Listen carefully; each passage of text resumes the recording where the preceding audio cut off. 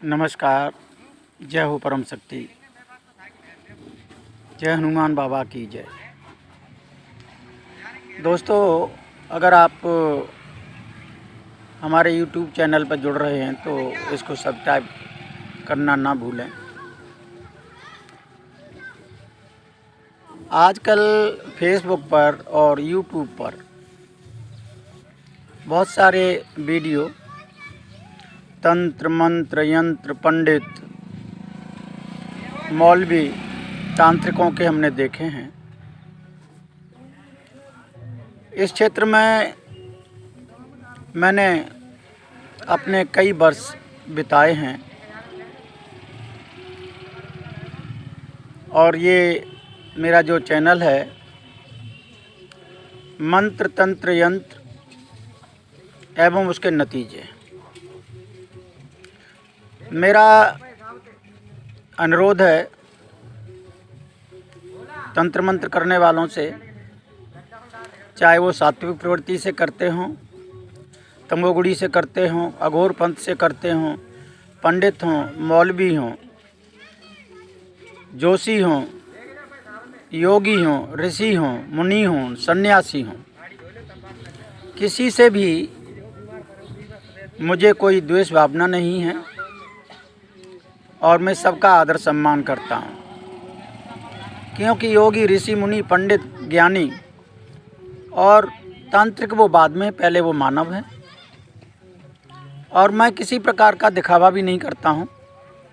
इस क्षेत्र में मैंने अपने कई वर्ष बिताए हैं। कुछ लोग बड़ी बड़ी कंठी मालाएं धारण कर लेते हैं, लंबे चौड़े तिलक लगाते हैं, चंदन लगाते हैं, कानन में कुंडल पहनते हैं। यहाँ तक कुछ अघोर पंथ के जो तांत्रिक लोग होते हैं वो नरमुंड वाला भी पहनते हैं। मैं कभी ऐसा दिखावा नहीं करता हूँ, जबकि देखिए मैं ये बहुत सारी मालाएं पहन के रहता हूँ और वो सभी की सभी मेरी अंदर रहती हैं, मैं इनको दिखाता नहीं हूँ। इस क्षेत्र की जानकारी चाहने वाले लोग,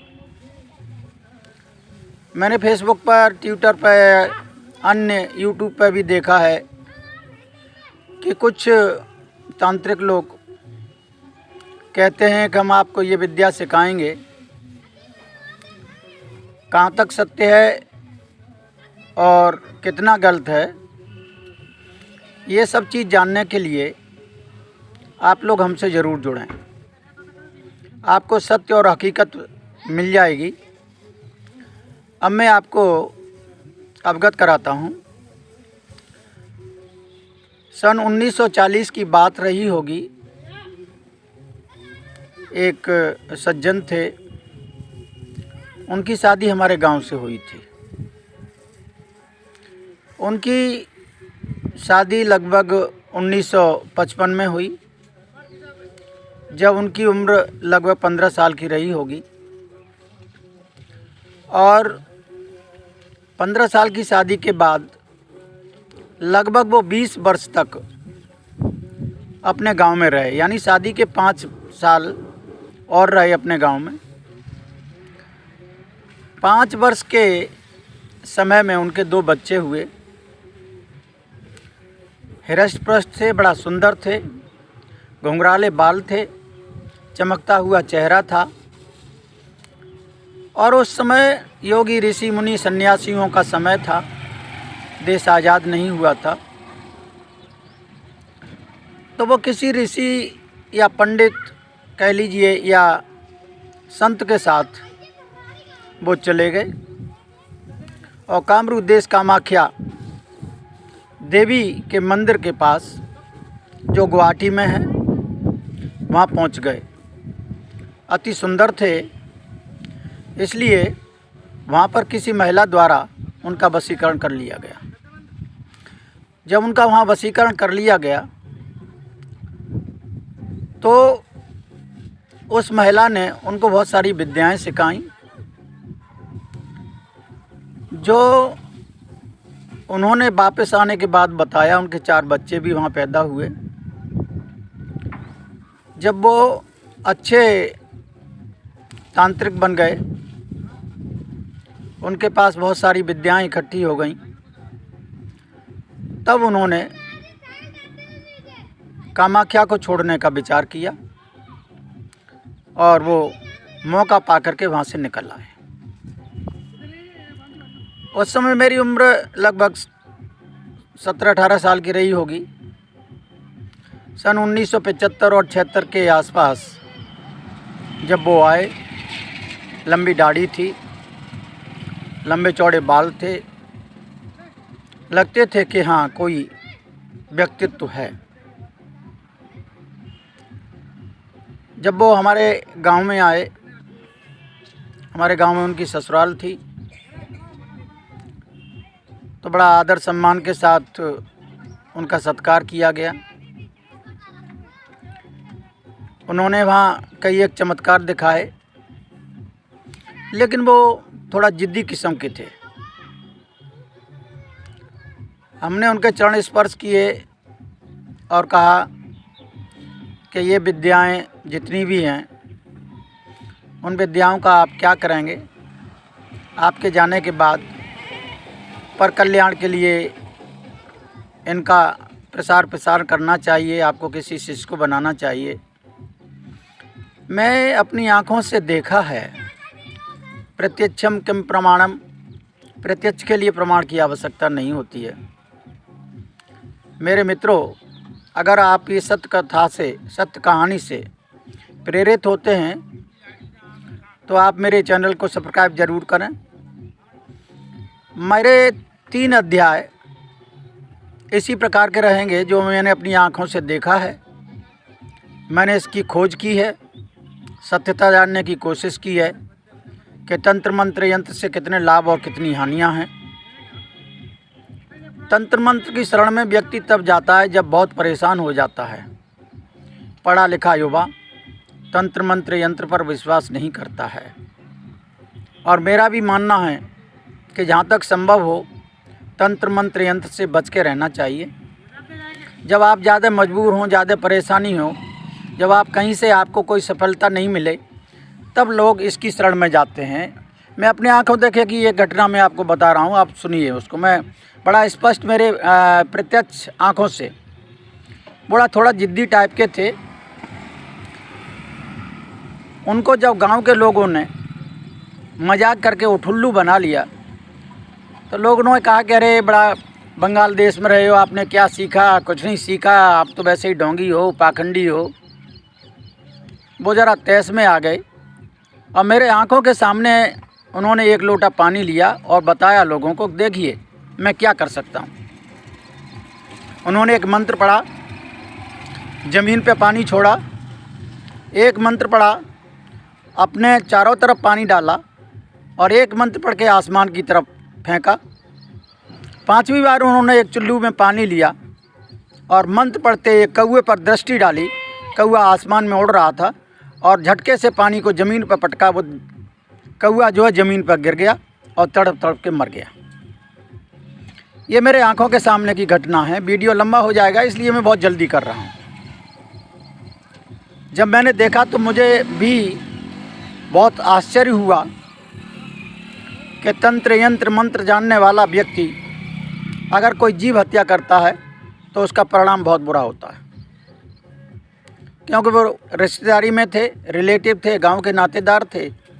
मैंने उनसे कहा कि ये आपने सही नहीं किया। उन्होंने कहा कि नहीं, कहते हैं विनाश काले विपरीत बुद्धि, मेरी बुद्धि ठीक नहीं थी और मैंने ये इतना बड़ा अन्याय किया है।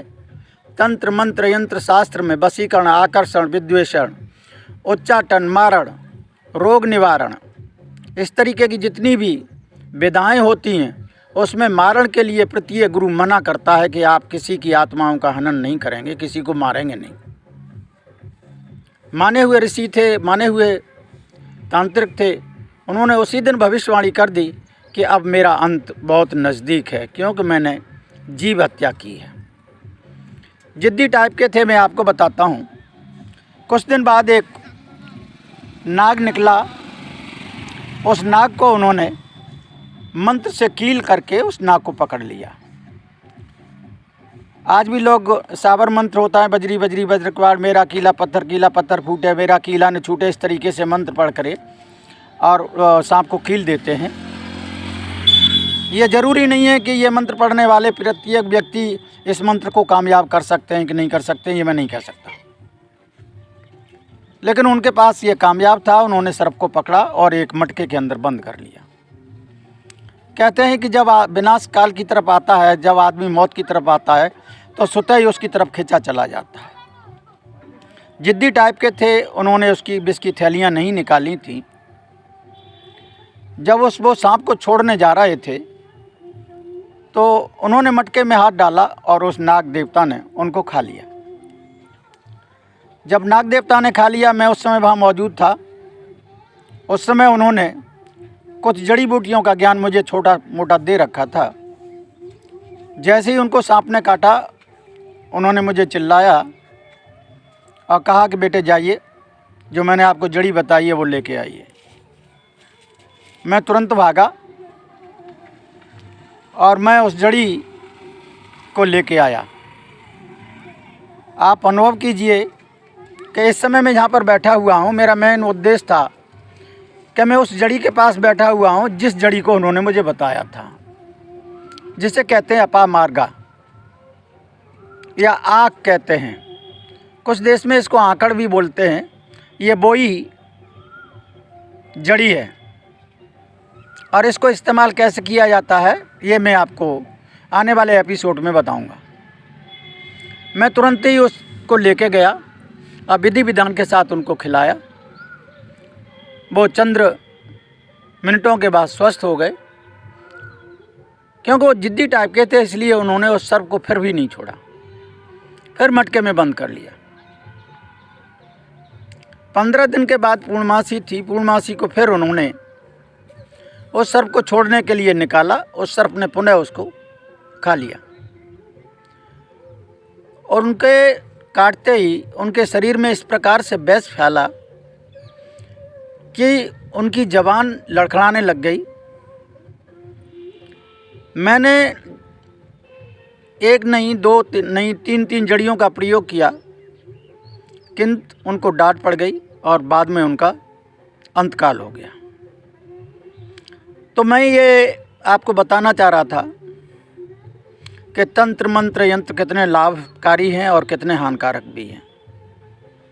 कहते हैं कि पानी का तैरने वाला आदमी पानी में ही मरता है, पेड़ का चढ़ने वाला व्यक्ति पेड़ से गिर के मरता है, और तंत्र मंत्र यंत्र का जानने वाला व्यक्ति भी इसी तरीके से मरता है। तो ये कितना सफल है और कितना गलत है, ये हम आने वाले एपिसोड में बताएंगे। वीडियो लंबा होगा, इसलिए कल मैं एक नई सत्य घटना अपनी आँखों से अपने सामने जो मैंने देखी, अनुभव की सत्यता की खोज में, वो मैं कल दूसरे एपिसोड में दूंगा। आने वाले अगले दिन मैं खुद बीती एक सत्य कथा आपके सामने लाऊंगा। ये 3 एपिसोड आप बड़ा ध्यान से देखिए, तब आपको तंत्र मंत्र यंत्र के बारे में सारा ज्ञान होगा कि ये कितने लाभकारी हैं और कितने हानिकारक हैं। मैं इन 3 एपिसोड के बाद जो विधाएं होती हैं, वशीकरण, आकर्षण, विद्वेषण, उच्चाटन, मारण, रोग निवारण, इनके बारे में एक एक अध्याय लेके चलेंगे और उनकी सत्यता आपके सामने परखेंगे। कुछ जाने माने साबर मंत्र भी आपको बताएंगे। जितने भी वैदिक मंत्र हैं उनके बारे में कहा जाता है कि ऋषि मुनि सन्यासियों ने, तांत्रिक लोगों ने इसका गलत प्रयोग किया। उस समय के जो ऋषि मुनि ज्ञानी थे, गुरु शंकराचार्य थे, रावण जैसे व्यक्ति थे, हैं नागराज थे, आस्तिक मुनिराज थे, गुरु वशिष्ठ थे, इस तरीके से बहुत सारे 33 करोड़ देवताओं में बहुत सारे देवते देवताएं थे, देवियां थी। उन्होंने इन मंत्रों को सारे मंत्रों को कील दिया और इस कीलने के कारण कोई भी मंत्र कामयाब नहीं होता वैदिक का। साबरमती भी बहुत सारे किले हुए हैं। इस क्षेत्र में मैंने इतनी रिसर्च की, इतनी सत्यता परखने की कोशिश की। आज भी मेरे पास लगभग 90 से 80 हज़ार रुपये का पुस्तकों का भंडार है, जिसमें अमृत सागर, सुख सागर, विष्णु पुराण, शिव पुराण, मंत्र महोदधि, मंत्र महाराणव, मारण पात्र, दत्तात्रेय, जैन तंत्र, वशीकरण तंत्र, साबर तंत्र इत्यादि मेरे पास बहुत सारी पुस्तकें हैं, जिनकी कीमत आज भी 70 से 80 हज़ार है। और लगभग दुर्लभ किताबें हैं जो मुझे मेरे गुरु द्वारा जो विद्याएं मुझे दी गई, उनको मैंने परखने के लिए इन किताबों को इकट्ठा किया। जो उन्होंने मुझे मंत्र दिया, वो किताबों में मंत्र मिलते हैं लेकिन अर्थ के अनर्थ होते हैं। गुरु द्वारा जो विद्या दी जाती है वो सत्य होती है। प्रेस में जो मंत्र छपते हैं और उस मंत्र का अनर्थ निकलने लग जाता है, क्योंकि आप समझ लीजिए, एक उदाहरण के तौर पर मैं आपको बताता हूँ। एक व्यक्ति का नाम निर्मला है और एक व्यक्ति का नाम निर्मल है। दोनों स्त्री पुरुष हैं, एक ही घर में रहने वाले हैं। अगर आप निर्मल को पुकारेंगे तो निर्मल ही आएगा, और आप अगर निर्मला को पुकारेंगे तो निर्मला ही आएगी। दोनों ही एक ही जैसे हैं, जबकि इंग्लिश में लिखते हैं तो निर्मला ही लिखते हैं। तो इन सारी चीज़ों पर ध्यान रखते हुए आगे एपिसोड आपको आएंगे। अगर आपको मेरा चैनल आपको सही लगता है और आप इससे सहमत हैं, तो आपसे अनुरोध है कि मेरे चैनल को आप फॉलो करें, सब्सक्राइब करें और आने वाले वीडियो आप तक जल्दी ही पहुंच सकें। जय महाकाल, जय बालाजी।